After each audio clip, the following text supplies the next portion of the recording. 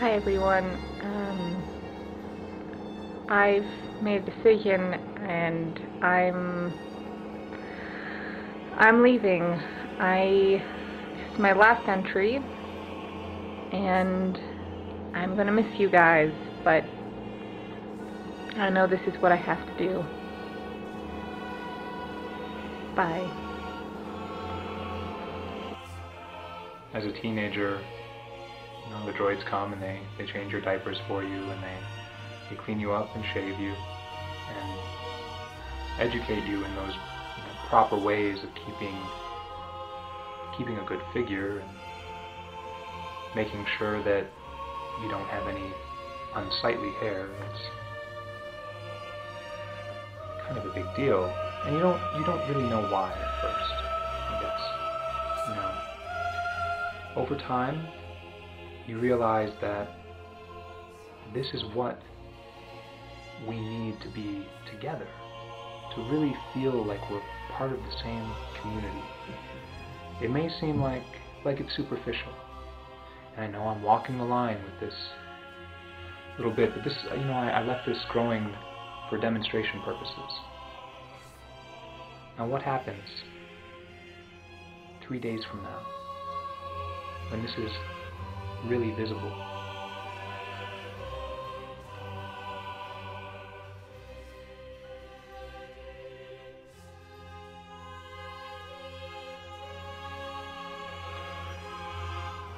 Society breaks down.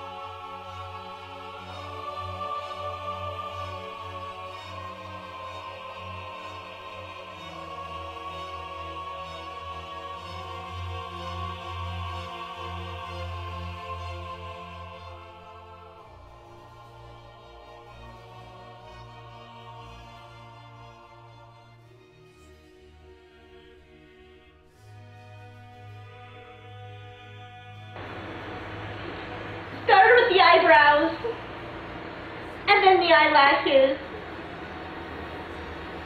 Then all of a sudden, she had a few hairs on her toes, and I made the comment, or formed a few suggestions, maybe we could shave it a little bit, I gave her my, all this advice, my favorite website on how to remove the hair. No, she didn't do any of it. Nothing! It started with food. Just in the way that I would notice her eating. To really, we're raised in a very specific way for our safety. And it's that rebellious quality. I don't know how many people have really experienced this, but it's a sensational push where you really start to notice someone when they start to shift. You notice they're looking at things deeper and longer. They're listening more. In a way that doesn't quite feel, it's like over attention, and I'm just spacing out kind of, looking up at the sky and looking at trees, looking at animals. It's like a subtle It was subtle. And then and I mean, she progressed super fast, but I remember one night that we were together, and now when I look back on it, of course, I can see that she was prying and trying to get recognition and acceptance for HP. And I should have seen the signs. I should have noticed, but I didn't. I didn't pick up on it until it was too late. I blame some of her friends. I know I can't name them, but it had to be somebody that came in contact with her. If it was through the government, if it was through a site, somebody came in contact with her and turned her world upside down. And now she's dead. She's dead. She's dead.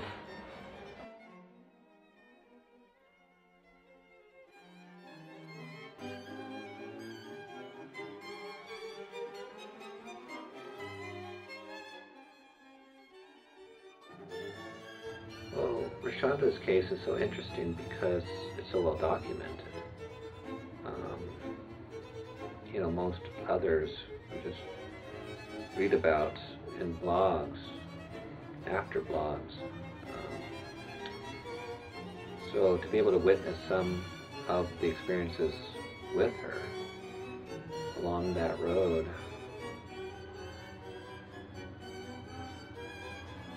yeah, it's a unique case.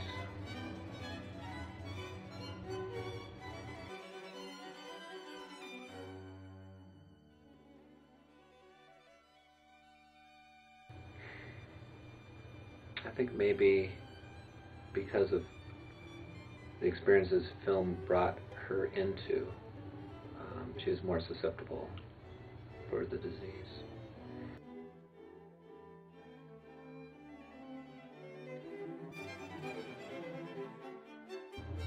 Well, the first film, I think, shows a man with a healthy sexuality.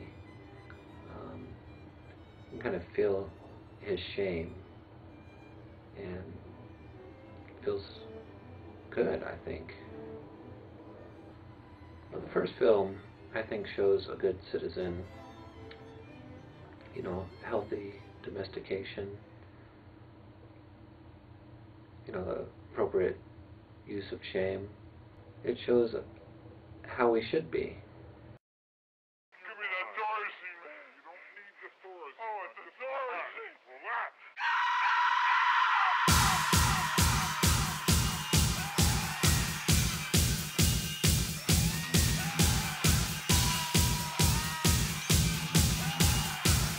Never trust a junkie.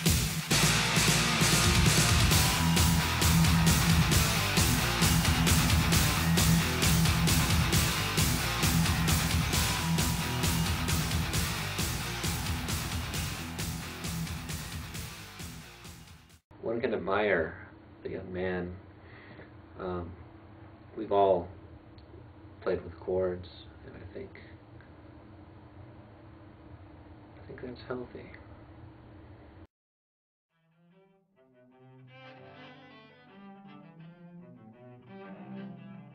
The first film, I think, shows what a healthy sexuality is like. Shame and control. That's what keeps us human. That's what keeps us safe. The second film, it's wild. It's crazy. 4 people to be in the same room together is so dangerous. Yeah, they're obviously insane. Well, the second film is perverse. I mean, obviously, they have been affected by HP for quite some time to show such degradation. Proximity just makes me sick.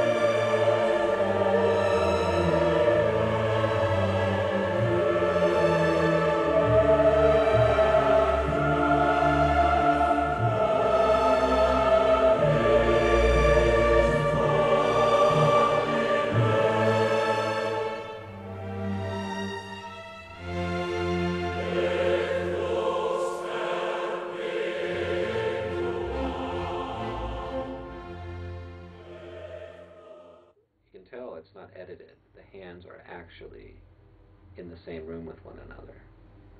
And if you notice closely, you can tell the camera itself moves towards the subject matter, which shows a third person in the room. That was Rashonda herself. And for her to be there, she had already contracted HP.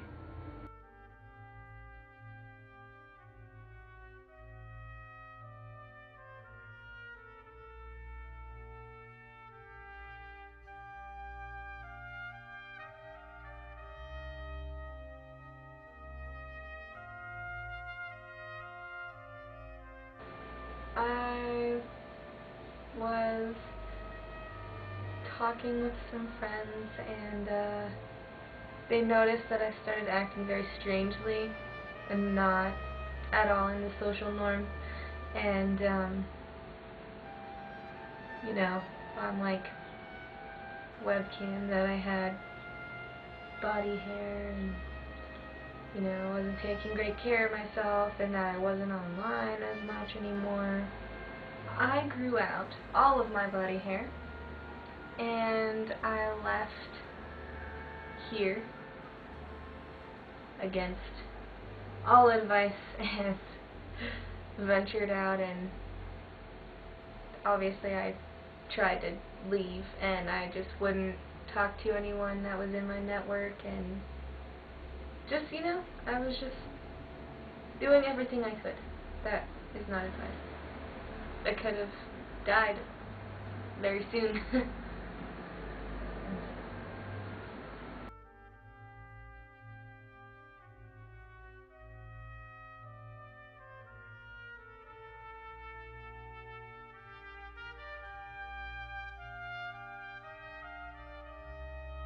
It's very common, particularly with people who have HP, not to really identify it as a problem. I mean, that's part inherent in the disease itself, is to kind of not have any sort of consequences, any kind of shame around this. If they knew that it was wrong, I think that there would be a lot more self-hatred involved, where even just in the definition itself for HP, you know, you kind of have this willfulness. You want to do whatever you want. You don't care about other people. You don't care about getting better, usually. We've seen a lot of evidence with body hair being more of an okay thing with people with HP. They feel more comfortable with it, and it's almost as if they don't pay attention to it, that it's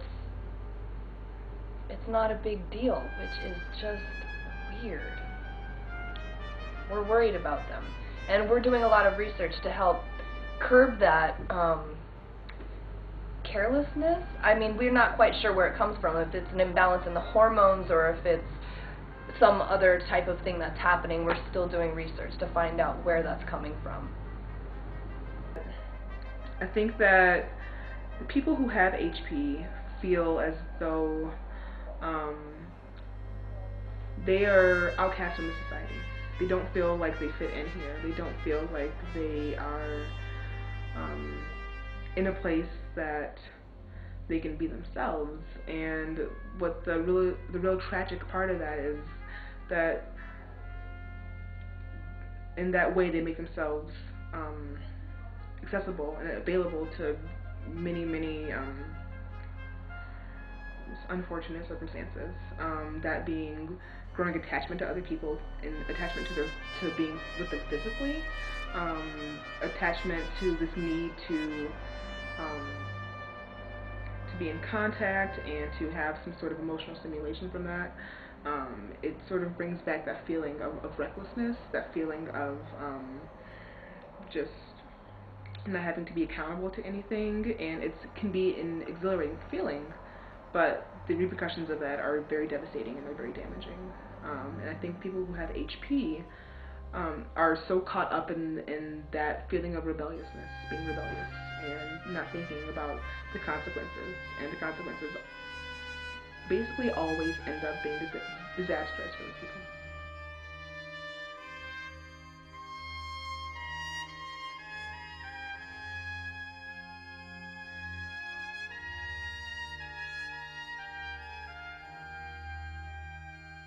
The brain does change as people transfer from HP1 to HP2. What we have found is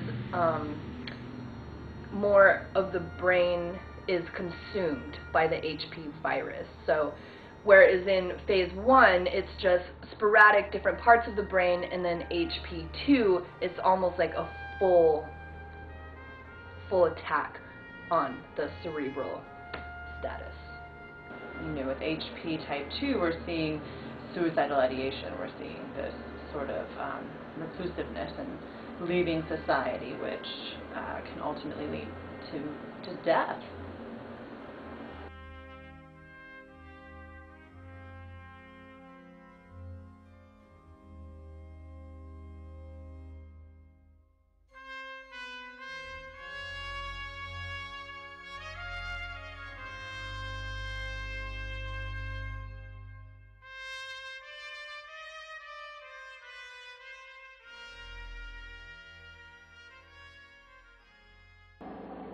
Do I think I have a disease?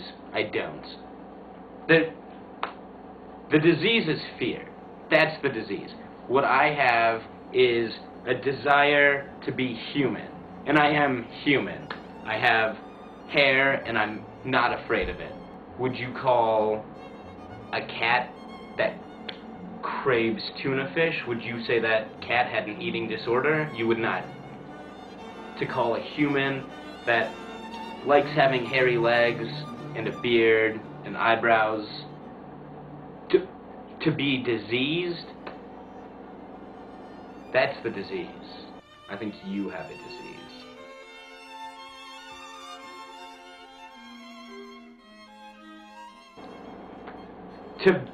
To be ashamed of yourself as a human, that's the disease. I want to never be afraid again.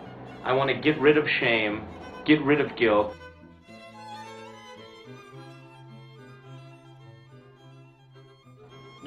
You don't have to conform to the way things are just because someone says you should.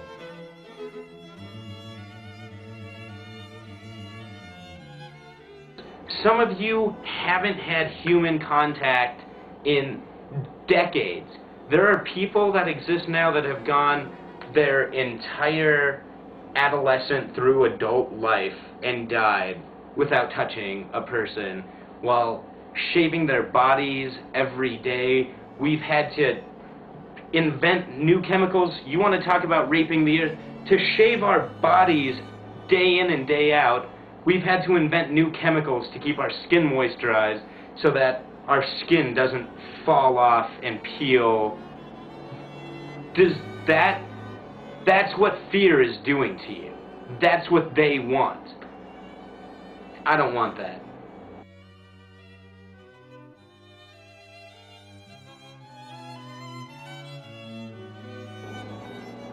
And they're going to use even my words against me. I'm going to look like a madman, like a monster, like I'm crazy, like I'm the crazy one.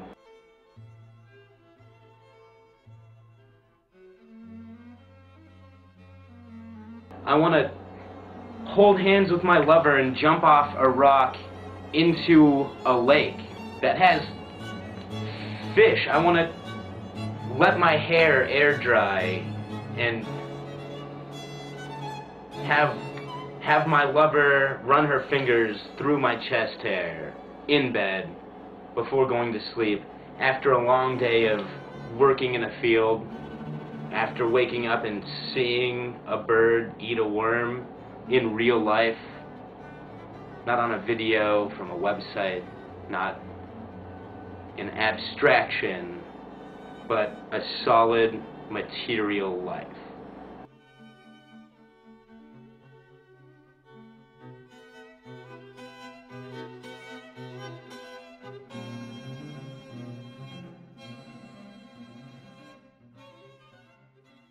I had started making some films with some friends, and over time in my experiences with them, I kind of interacted with others who had really embraced like who they were, and over time I was able to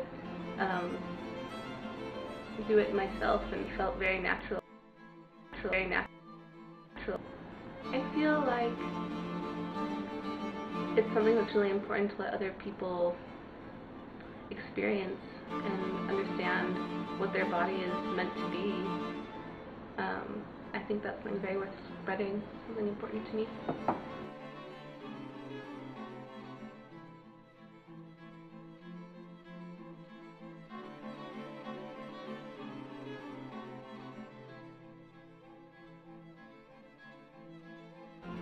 I would have to say the most dangerous part of people infected with HP is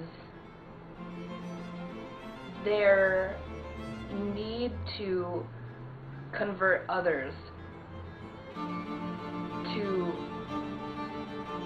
it's almost like a cult. It's a virus, but they see it as an empowering way to live, and I would have to say that's the most dangerous aspect of it, is they really believe these feelings that they're having, and they passionately share it with others, and I think the sway of their passion is really the scariest part of the HP virus. It's more of a lack of regard. So, you know, not removing unwanted body hair is really almost a physical way of showing that you're going against, you know, society as a whole. You're going against what is best for everybody, by openly not shaving, not removing that stuff, and then even going so far as to leave your home to engage in sexual behavior with other people. You know, it's just sort of this lack of caring for yourself, for other people, for the negative impacts, for any kind of impacts on other people. So, you know, it's just sort of just a lack of caring. People, they transfer diseases, they transfer body residue, sweat, all these things that are very much belonging to ourselves and our person. These things become exchanged. And through that exchange, people end up basically communicating diseases amongst one another.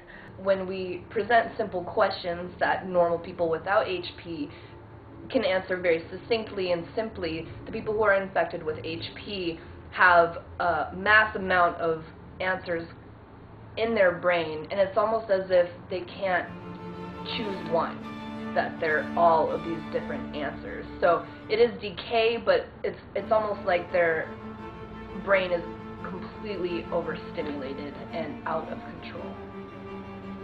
Well, maybe for them, it's the pleasure is an obsession with death, of course, but that obsession with death, I think the other side of it is they want to hurt us. They're sadistic. They want to inflict on us a level of suffering that they only know within themselves. And instead of having the restraint and the self-control to keep it to themselves and maintain a proper sanitary facade, they would try to inject that in our lives. Luckily, we're all intelligent enough to turn off our screens.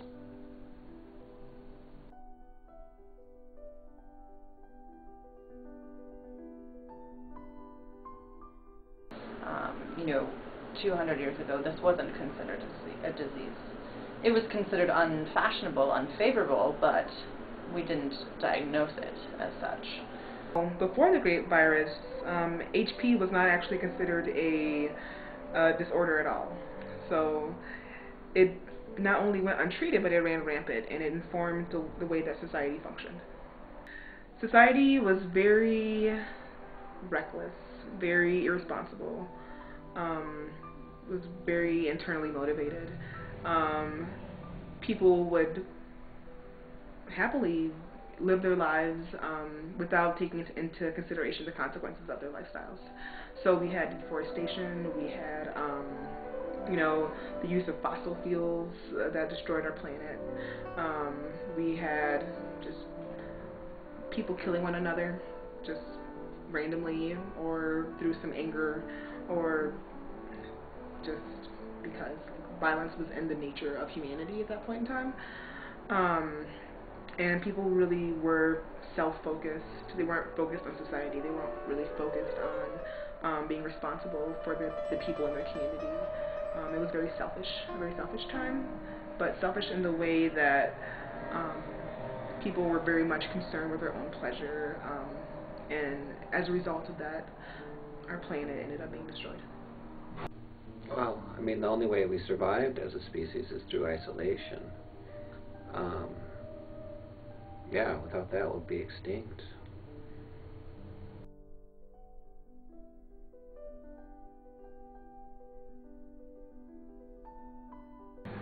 The people most vulnerable to HP tend to be people who do not exercise regularly and who tend to let basic maintenance fall by the wayside. We're seeing it a lot more in younger people. It's sort of across the board. You can't just say it's particular to one person or the other. We're seeing males affected with HP at a higher rate than females. It seems to be that it's just more difficult for men and boys to do what's best for the greater good, to do what's best for society as a whole. So there's a little bit of that. So we see higher rates in men, a little bit more in the younger population.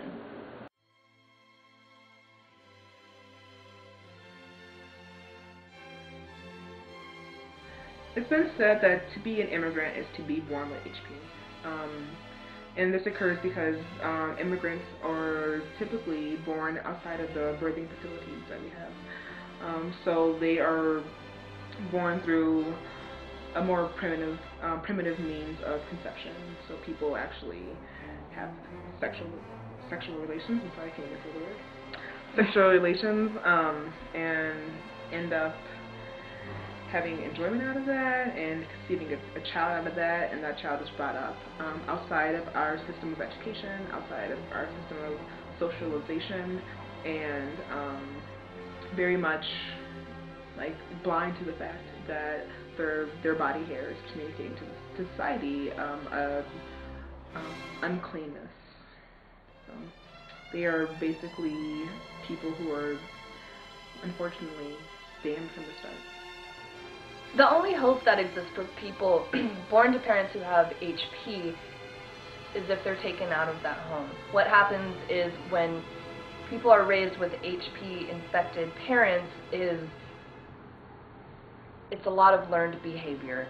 And depending on how long they're in the care of these parents, it's extremely hard to save them from the HP virus. So the only way to save people born to parents with the HP virus is to actually remove them from their parents.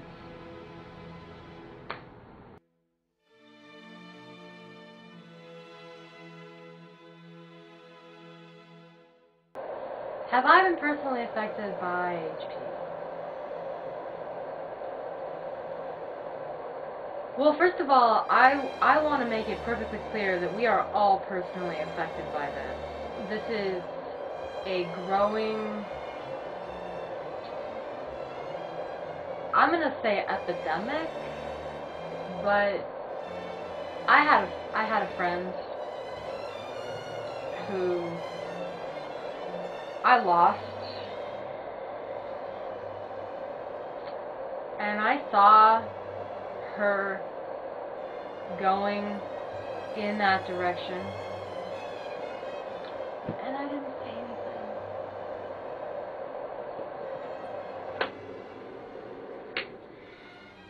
And I lost her. She's gone now, and I could have said something. And I wish I had. Well, a good friend of mine,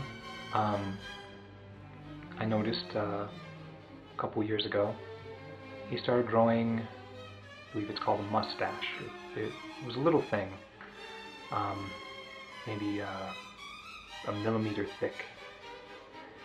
And I thought maybe it was a shadow. Maybe the lighting in his room was a little bit off. It started with that little shadow. And then shadows started forming under his eyes. He started, got a little bit chubby in the cheeks over time, and his hair was in disarray, and there was a nose hair. And I think that's really the thing. When you see a nose hair, it's probably too late. It wasn't but a couple weeks after that he just disappeared. I haven't seen him on the networks. I haven't seen him. I haven't even seen a sign of him, And the last thing in my head is this little nose hair, this little creeping worm, this maggot that, it might be crawling out of him, but I imagine it's crawling everywhere within him. My mom suffered from HP as well. And she suffered from it way before it was... No one even knew what it was. And she was pushed out and dead to the world. When this happened to my best friend, to Lashonda, I feel like it's bringing it back full circle. This is my mission, to educate people about HP and to remove the stigma, because people with HP deserve just as much of a chance as we do.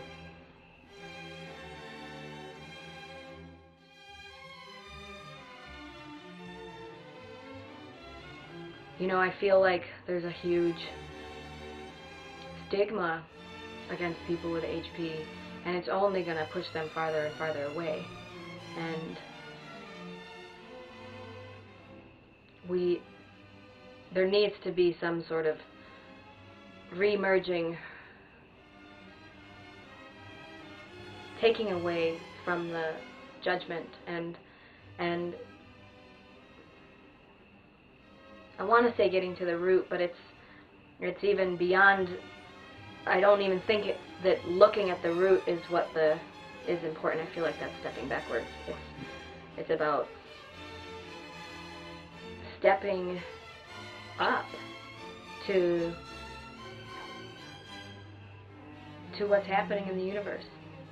This is a phenomenon, but phenomenons have happened for centuries and ions, and it's just another way in which we need to adapt. How can these people that are ill be part of our... How can we nurture them? When I see somebody letting themselves go, I don't say anything at first. I understand they're probably having a bit of an existential dilemma, a bit of a crisis. Maybe their workouts have gotten a little bit too stressful. Maybe they weren't abused enough while they were seeking release. I can understand that.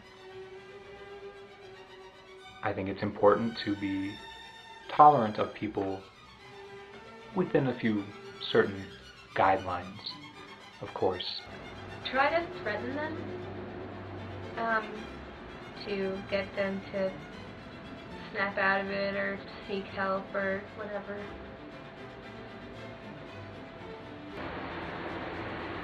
Do everything you can. Get them away from it. Get away from it. Just don't go near it. Don't go near it. Look out for the signs. If your family starts to change, especially right away, want to do things that are unheard of, like touching and growing out hair, you need to step in. You've got to do something before it's too late, or they will be gone.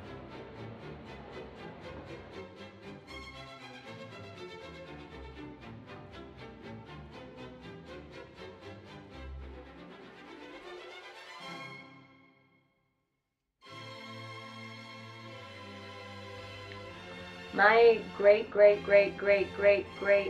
grandfather said, it takes all kinds to make the world go round. And I believe it.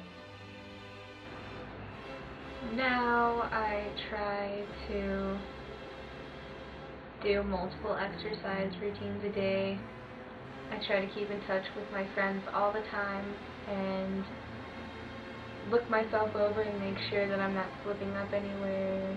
I have to go to therapy, of course, all the time. And so I'm fairly busy all day. And it's just the way that it should be. It's safer and it's cleaner and everything is in its place. So it's really nice to be able to fit into society the way that we should. There's always hope. And obviously I'm doing fairly well, so.